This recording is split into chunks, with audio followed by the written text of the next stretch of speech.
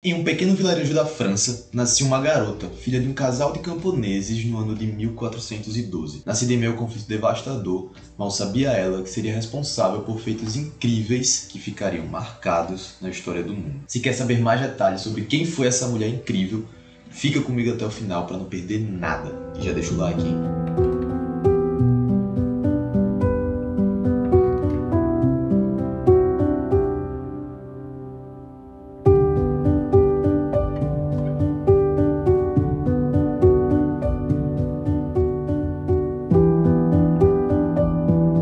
Nascida em meio ao caos político na Europa do século XIII, no auge da Guerra dos 100 Anos, na qual duas grandes potências lutavam entre si, França de um lado e Inglaterra do outro, tendo vivido em um cenário turbulento e vinda de uma família muito humilde, desde cedo começou a trabalhar, cuidando do rebanho, costurando e cuidando da casa. Não tendo tempo para estudar, consequentemente não aprendendo nem a ler e nem a escrever. Essa rotina exaustiva só era interrompida para ir à igreja, já que sua família era muito adepta ao cristianismo. Cuidando de um rebanho aqui, costurando uma roupa ali, limpando a casa de novo, sua vida foi mudar quando tinha apenas 13 anos, quando começou a ter visões e escutar vozes que afirmava ter origem divina. As vozes diziam que ela tinha a grande missão de lutar pelo seu país e expulsar os ingleses do território francês. A primeira vez que escutou estava no jardim e seu som vinha da igreja. Também dizia que era São Miguel, e tendo até mesmo visto o próprio. Segundo a jovem, a voz divina era bela, modesta e doce.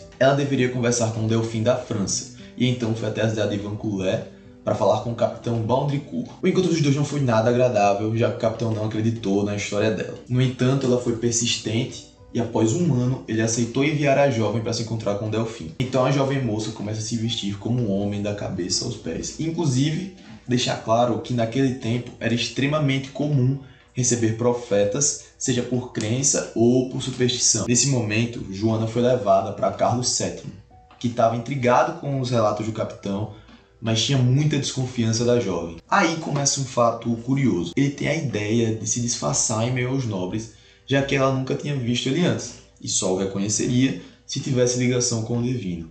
E para surpresa de todos, assim que ela entra no recinto, reconhece o homem. Mesmo já tendo impressionado a todos, ainda tinha que provar a veracidade da sua história, sendo realizados diferentes testes. Primeiro alguns testes físicos, para confirmar a virgindade da jovem e ver se ela era realmente pura. Teste esse realizado pela senhora Jacourte e posteriormente por Yolanda de Aragão, a rainha da Sicília. Depois foi feito um teste espiritual para ver se ela estava louca, mas ela estava lúcida e sem sinais de insanidade. Ela foi encaminhada para a cidade de Poitiers e foi interrogada por um grupo de teólogos que disseram que nela não encontrou nenhum mal, apenas bondade, humildade, virgindade, piedade, integridade e simplicidade. Após passar por todos esses testes, ela pede para que envie uma carta ao rei inglês, dizendo que ela era enviada de Deus e agora era a nova líder militar do exército francês. E de uma maneira ou de outra, faria com que os ingleses deixassem a França. E se eles não saíssem por meio do pedido pacífico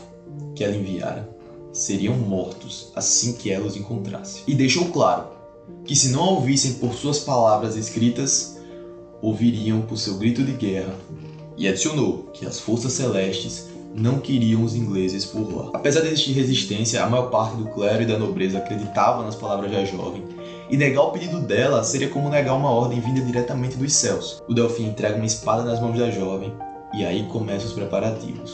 Mandaram fazer um traje especial sob medida para Joana, um estandarte novinho especial para ela e arrumaram um belíssimo cavalo branco. Após se familiarizar com os equipamentos, já demonstrava uma habilidade notável, aprendendo em pouco tempo o que cavaleiros levavam anos. Vestida em sua armadura, montada em seu cavalo e armada com sua espada, cortou seus cabelos bem curtos e assumiu a liderança em frente aos seus soldados. Logo de cara, Joana se depara com um exército totalmente desmoralizado após graves derrotas. Deixa só um adendo aqui rapidinho. Nesse momento eu poderia abordar diversas batalhas e acontecimentos que tiveram nesse período. Afinal, a Guerra dos 100 Anos é um tema muito denso, um tema muito grande, um tema muito complexo, que eu vou fazer um vídeo especialmente sobre ele. Mas nesse momento vamos focar só na história de Joana. Se dirigindo para Orleans, onde os ingleses achavam que seria o fim após tomarem aquele território, pois ocasionaria na rendição francesa. Orleans estava um caos quando Joana chega. Sangrentos combates aconteciam pelo controle da cidade e os franceses estavam prestes a se entregar. Joana chegando no local, ela é extremamente zombada por seus companheiros que ouviram os boatos de uma mulher no comando do exército francês. Ela ignora todos os xingamentos dirigidos a ela e a sua honra, afinal seu objetivo era tomar Orleans. Antes disso, ela participa de uma batalha em Tourret e é atingida por uma flecha entre o ombro e o pescoço. Mesmo ferida, Joana continuou a inspirar seus homens na luta e a fúria nos olhos dos franceses deixou os ingleses apavorados. Após essa vitória, a lenda de Joana d'Arc como líder militar começou a brilhar. Ela desfila por Orleans, distribuindo comida e pagando os soldados. Em suas posições reforçadas, os franceses partiram para o ataque. Joana foi extremamente importante para o avanço francês, inspirando coragem no coração dos soldados que levaram apenas 4 dias para tomar Orleans. Vitória fundamental para fortalecer o espírito do povo francês. O nome de Joana agora é conhecido entre os povos e os franceses que riam dela agora temiam e respeitavam por onde ela estivesse. Agora ela liderava o avanço para retomar o território francês. Na Batalha de Jargeau, ela foi extremamente ferida enquanto tentava escalar a muralha da cidade. E muitos diziam que somente um milagre para fazê-la sobreviver a tais ferimentos, o que só aumentou a crença de que ela era enviada de Deus. Inspirados pela crença de que Deus estava do lado deles, os franceses vencem uma batalha após a outra. Agora ela poderia cumprir sua missão de marchar com o Delfim até Reims para que ele fosse coroado rei da França. E Joana acreditava que sua coroação era a vontade de Deus. Assim, cumprindo sua missão passada pelas vozes celestiais, libertando Orleans e coroando o Delfim. Apesar de ter cumprido seu propósito e sendo extremamente respeitadas em todas as esferas da sociedade, ninguém esperava que a vida de Joana estava prestes a tomar um rumo trágico.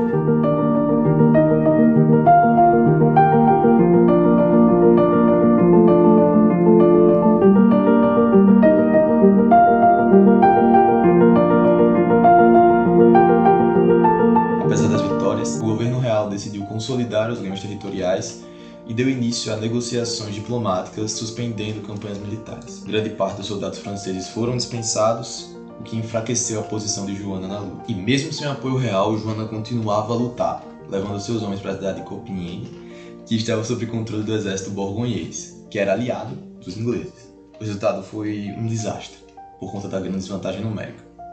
Durante o combate, Joana foi cercada e capturada, e rapidamente entregue ao Duque de Luxemburgo, que não hesitou de vender a camponesa aos ingleses. Agora eles tinham a oportunidade de se vingar. A pessoa responsável por tantos prejuízos ao exército inglês e grande arma francesa agora estava em suas mãos. Acusada de heresia por vestir roupas masculinas, além disso ouvia vozes que poderiam ter origem diabólica. Acusar e condenar a jovem era uma solução eficaz, mas que tinha claramente intenções políticas. Lembrando que ela tinha o apoio do rei Carlos, e se ela fosse vista como uma feiticeira herética, o rei também seria desmoralizado. Levada para uma cidade no noroeste da França, Joana é aprisionada por ordem de um bispo fiel ao rei da Inglaterra. Ela é presa em uma cela no castelo de Rouen, escura e desconfortável, vigiada por 5 homens. Ela sabia que sua vida não seria nem um pouco tranquila dali para frente. Inclusive, ela tenta escapar 2 vezes, mas sem sucesso. Um dia antes de seu julgamento, ela disse que queria assistir uma missa, mas o bispo negou seu pedido, além de pedir que o Papa soubesse de seu caso, que também foi negado. Ao longo de sua condenação, Joana se mostrou corajosa, determinada, resistente e possuidora de uma fé inabalável. Foi pedido que ela fizesse um juramento com a verdade, mas ela disse que diria tudo sobre sua vida como camponesa, mas que manteria sigilo sobre suas visões, pois não tinha permissão de falar sobre tal assunto. No primeiro dia, ela disse seu nome, origem e idade. Ela tinha apenas 19 anos na época. No segundo dia, ela contou a origem das vozes. E no terceiro dia foi exigido novamente que ela fizesse um juramento sagrado, mas dessa vez ela não cedeu. Em certo momento ela menciona que as vozes pediram para que ela fosse corajosa e firme, pois Deus a protegeria. No meio do julgamento, de forma corajosa, ela vira para o bispo e fala que apesar de ser seu juiz, deveria ter cuidado com o que fala, pois ela era enviada de Deus e ele se colocava em grande perigo. Sempre muito valente, argumentava, respondia com novas perguntas e se recusava a comentar certos assuntos. Mas a segurança e a bravura de Joana com seus inquisitores não foram suficientes para livrá-la da pena de morte. Por fim, ela foi condenada por idolatria, bruxaria e blasfêmia. sendo condenada à fogueira. No dia de sua sentença, ela foi conduzida às 8 da manhã para o local, vestindo apenas uma túnica. Lá, ela ficou até o bispo fazer seu último discurso. Então, foi encaminhada ao poste, no qual foi amarrada, e atearam fogo à lenha. As chamas subiram rapidamente, atingindo os membros inferiores da jovem. Testemunhas afirmam que, enquanto ela queimava, ela gritava desesperadamente o nome de Jesus. Mesmo quando as chamas tomaram conta de seu corpo todo, ela repetia essas palavras. As pessoas que assistiram à execução se comoveram com a cena. Após a chama se apagar, o corpo ficou exposto por mais um tempo, e eles atearam fogo de novo, para sobrar apenas cinzas que foram jogadas no rio Sena, evitando que o local de sepultamento se tornasse um ponto de culto e peregrinação. E assim chega ao fim a vida de uma das maiores figuras femininas da história, a maior heroína da história da França.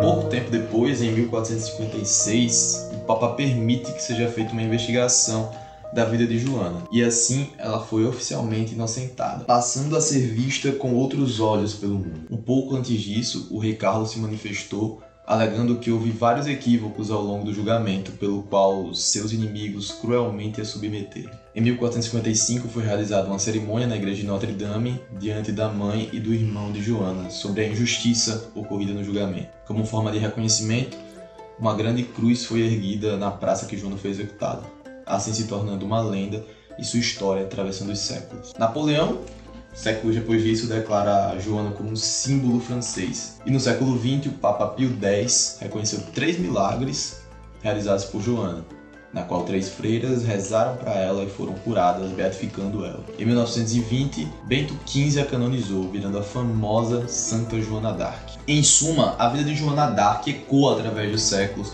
como um testemunho extraordinário de coragem, fé e determinação. Sua jornada, marcada por visões divinas, batalhas heróicas e um trágico martírio, inspira gerações até os dias de hoje. Seu legado ressoa não apenas na história da França, mas também como um símbolo universal de resistência contra a adversidade e a opressão. Que possamos nos inspirar em sua bravura e devoção, mantendo viva a memória dessa notável camponesa que desafiou reis e exércitos, deixando um legado de esperança e coragem para futuras gerações. Que o exemplo de Joana d'Arc nos lembre que, mesmo diante das mais sombrias provações, a luz da verdade e da justiça nunca se apaga. Que seu espírito permaneça como um farol de inspiração, guiando-nos em nossa própria jornada em busca da verdade e da liberdade. Muito obrigado pela sua atenção, não esquece de se inscrever para mais vídeos de história épicas como essa. Valeu!